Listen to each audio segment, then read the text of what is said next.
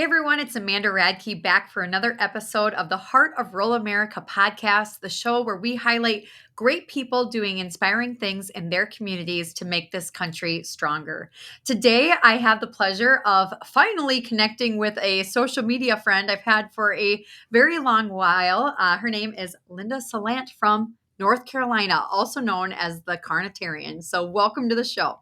Thank you so much for having me. I'm so happy to finally be able to talk to you. It's Yeah. great. Yes, and it's funny, just full disclosure, she just interviewed me for her YouTube channel as well, so I will link that conversation too. So it's like we're pretending we're talking fresh here. We've been talking for the last hour, so that is going to be a really fun episode as well. But so Linda, tell us about you. How did you land on the carnivore diet, and like, who are you? What do you do?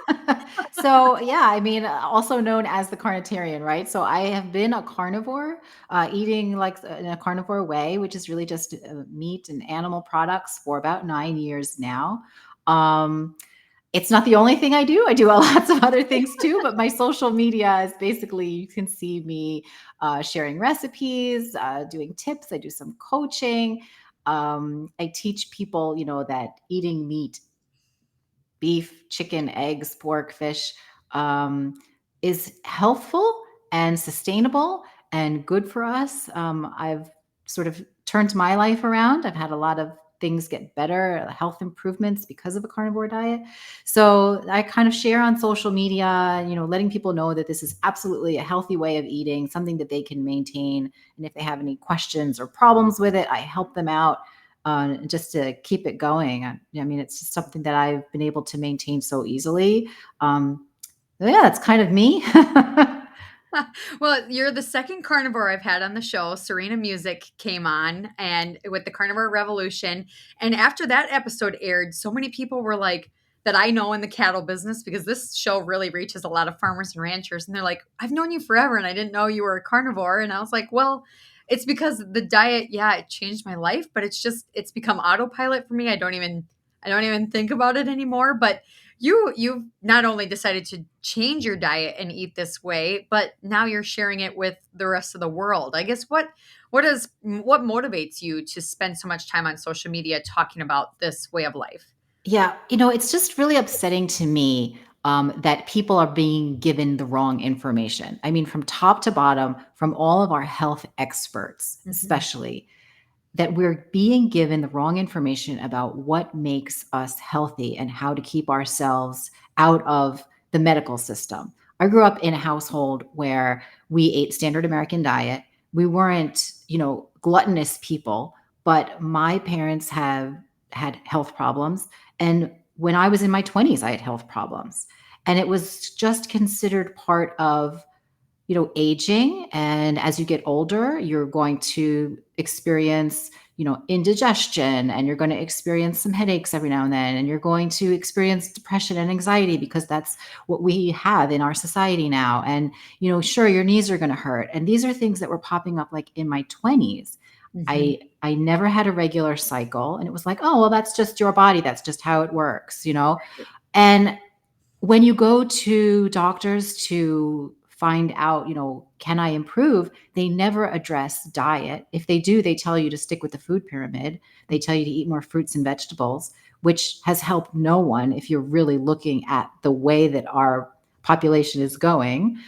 If we follow that advice, we end up actually getting worse. And Right. so when I came upon the carnivore diet, it was sort of a secondary thing to where I started, which was with an Atkins diet. Sure. And in college, post college, I learned about the Atkins diet. I learned about ketosis, and I learned about how low carb can be so good. At the time, prior to that, everybody was like, fat's the enemy number one. You've got to stay away from fat and eat the snack wells. Sugar is not going to harm you. You just burn it off, but you've got to stay away from fat. And I was doing that. Yeah. And it wasn't helping me at all. So when I started a low carbohydrate diet and I started in that induction period with the Atkins diet, I felt great. It was like things just were getting better. Inflammation went down. I lost some weight. I felt better. So as years went by, I found myself sort of going in and out back to that ketogenic diet. And after I had my son, my second child, I went, this was in 2015. I was online, I was looking for ketogenic recipes or something. And on Facebook, the same group that you were in, which is how I know you, Yeah. zeroing in on health popped up. And where there were all these success stories of people doing like the ultimate ketogenic diet, like the Yeah. ultimate elimination diet, where you are not doing steak, broccoli, and blue cheese. You're just like steak, maybe add the blue cheese, but skip the broccoli. And I was like, Yeah. you know what? That's absolutely doable for me. So I started with that. I started going deep into the research of, just like a meat only diet, an animal foods only diet. And I just felt so much better without the vegetables. Mhm. That now, like my migraines are gone, my joint pain is better, anxiety, depression is lifted. Things are just so much better. I mean, gas, bloating, gone.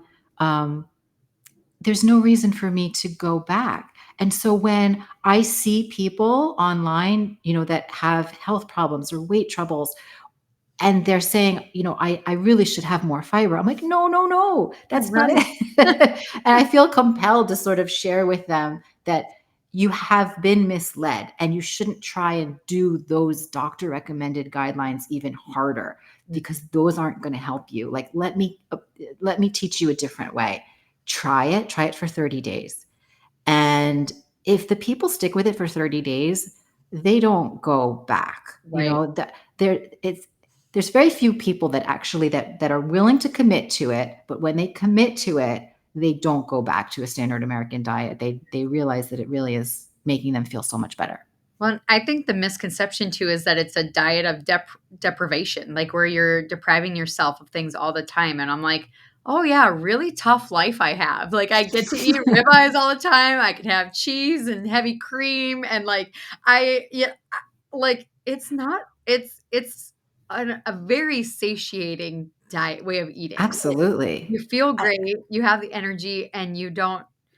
Yeah, you're like No, it's it's fantastic. And also, I mean, think of the time you're saving, right? Like I used to spend hours, first of all, food shopping for a million ingredients, yep, chopping up the salads because I was a big salad person and yep, I'd have 25 ingredients in my salads, half of which would rot in my refrigerator before I could even eat it. So there's money savings, there's cost savings, there's time savings, and the food is delicious. No, I'm not deprived. Like I'm eating ribs, like you said, I'm eating ribeye, I'm eating New York strip steaks, I'm having, pork and fish and cheese, and I'm living it up. And everyone else is over there with their granola bars.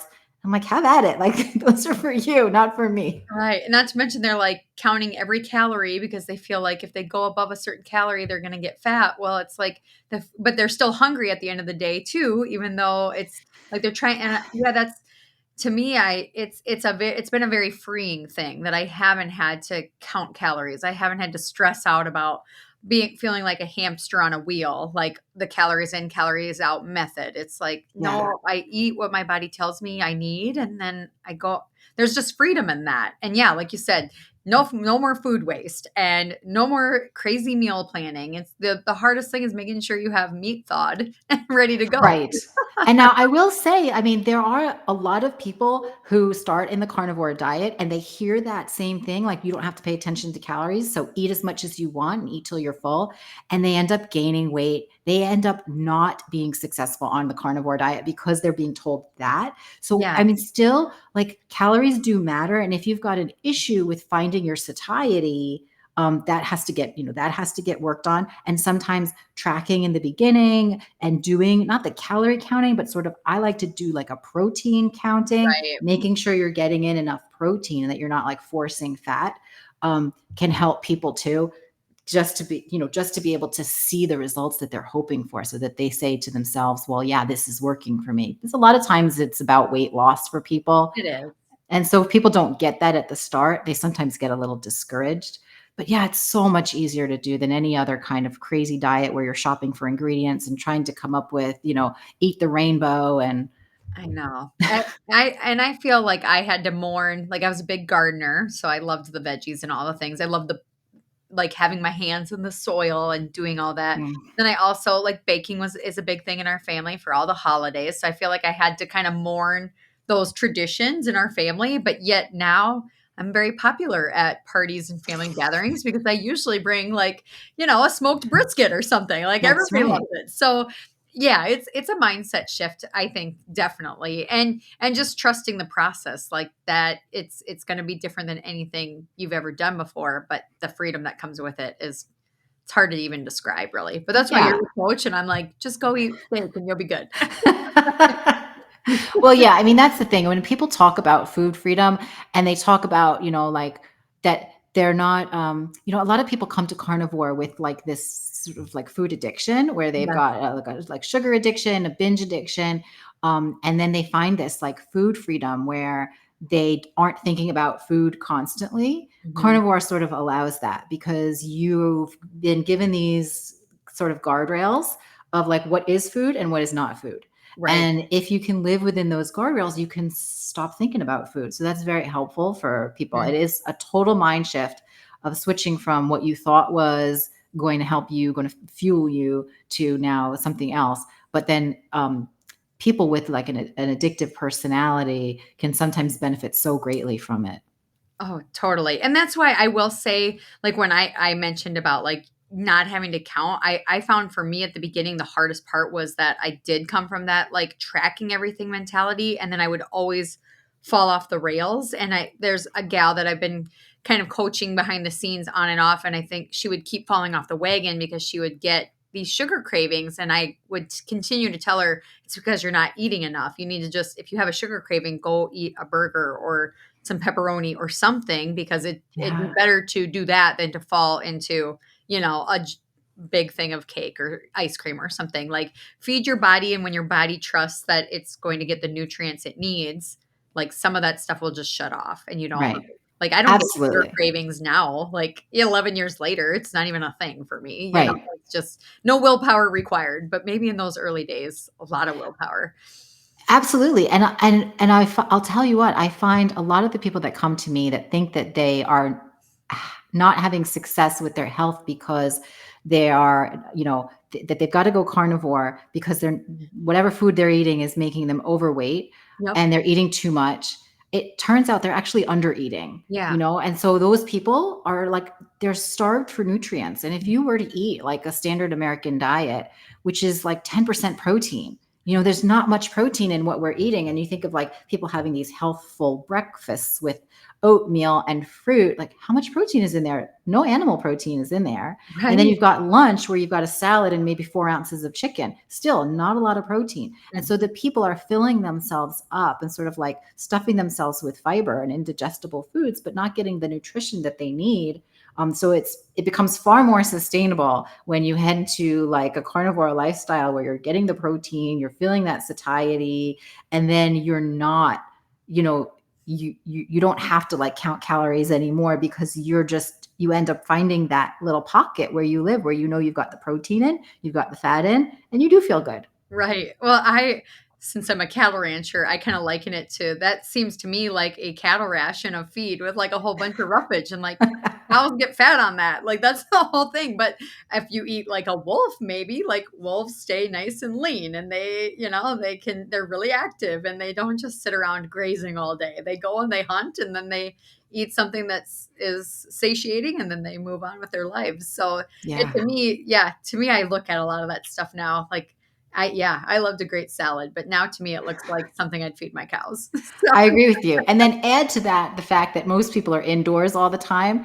And so, what are we doing, right? It's actually it's that. It's like the pig ration. It's like we give the oats, we keep them indoors and then give them skim milk, right? Like something low fat. And that is the best way to fatten a pig. And we give this to ourselves and we think we're somehow going to be healthy. And then on the flip side, people who say, well, we should be eating tons and tons of fiber. Like, are they thinking like, are we like cattle? Like, do we have those stomachs that we can right. digest and absorb nutrients that way? It just doesn't work that way. I mean, No. like our systems are set up to digest meat. And it's interesting to me because sometimes people will say, I just feel terrible when I eat meat. I just feel like it sits in my Right. gut and it doesn't digest. And oftentimes it's because if you look at what these people are used to eating and the medications that they've been taking, they have low stomach acid where they're not able to digest the meat. And it just takes a little bit of time to sort of get back to your base biology of how your stomach should work as a human. You should Totally. absolutely be able to digest protein. Yeah. Some people say, I just can't do it. Like, no, you're not a cow. Yeah, right? Exactly. So what advice would you give someone for their first 30 days of carnivore? Like how should they approach it? So depending on the background, but generally, it's going to vary. But generally, I tell people find the cuts of meat that you like, whatever it is, Mhm. because the top priority has to be in the beginning getting rid of the other foods. Sometimes it's not about what we are eating, it's about what we can leave behind that's Yes. doing the damage. So, getting to that first point of being able to leave behind all of that junk, like fake food, that Mhm. is sometimes top priority. I mean, it is top priority. So, find the animal products that you like, no matter what they are. Don't worry about the macros. Don't worry about the calories, just worry about your ingredients. Mhm. Because if you're still dipping into the chocolate croissants, like, we're going to have a problem. So we Right. want you to just focus on just getting the ingredients right, getting those animal proteins right. That's how I tell people to start.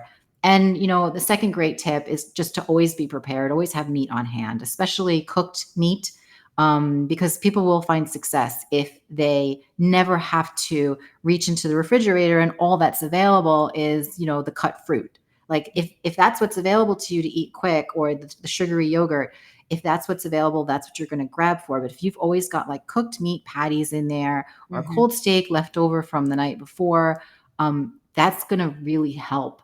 And a lot of times people will rely on convenience carnivore foods, Yeah. which tend to be high fat dairy, Yeah. and that gets them into a lot of trouble. So I Yeah. say have meat ready, like in the fridge, like the way a cheese stick is ready for you in the fridge. You Yeah. want to have meat ready for you in the fridge, so you Right. can just grab it when you're hungry. Totally. Yeah. No, this is great stuff. And you guys, she is so knowledgeable on cattle industry issues. You'd be amazed at like how much she knows. And so I got to tell you, I'm impressed by your ability to see the big picture too and kind of connect the dots. So I guess as you've gone carnivore and you've studied the beef industry, I guess is there anything you wish cattle producers knew from like your perspective or like things that Oh, we should think about as we're trying to do a better job for the people we're trying to serve?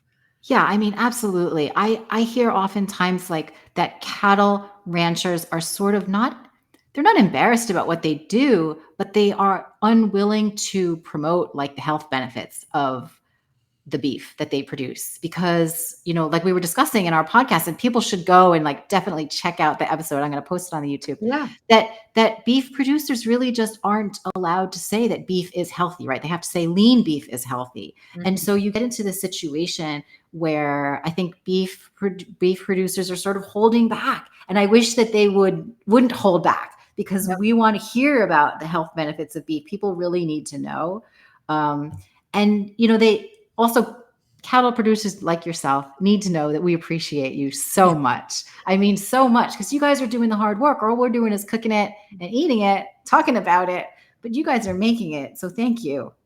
Well, Huge there, thank there you. there is this weird dynamic too in the cattle business where, like, if you promote yourself too much, you feel like you're offending somebody else who's doing it differently. So, as an Mhm. example, with Bid on Beef, because we've picked our niche of the people we want to serve, and we've selected Angus and Wagyu and like a very marbled, high end, like premium prime beef eating experience. All my friends that raise cattle, different breeds or different types, they see it as like a referendum or a criticism. And it's like, no, because like I told you earlier, I believe there's a rancher for every consumer. And it's a matter of like being proud of what you raise and then promoting it, sharing your story, and then finding your people. And that's the beauty of it. So I gotta say, just full disclosure, Linda just purchased beef on Bid on Beef. She signed on, registered for an account. She ordered some ribeye burgers from Reverse Rocking Our Ranch, just got it delivered to her yesterday. So Linda, just I mean, shameless plug, but I guess I'd like to hear from your perspective what that experience was like. Or, I mean, you were really great in giving me feedback on the website and things we could update and change as we're like in our very first auctions here. But what did you like about the platform, I guess, and buying beef that way? I mean, I loved it. I love an auction. Auctions are fun, right? eBay's fun. Everybody loves an auction. I mean, and it's so exciting because you go in and you're like, maybe I can get this for a steal. You know, it's like it's better than the discount shop. Like you're like, maybe I can get this for a steal. Like, let's see. Auctions are fun. So I bid on a lot and I got outbid and I was so sad about it. But then I went back in, I bid on another lot and I won. And it was fantastic. I mean, start to finish, you all delivered. Well, the ranch delivered it so quickly. It was frozen solid. I mean, no issues in transportation. I was so happy with it.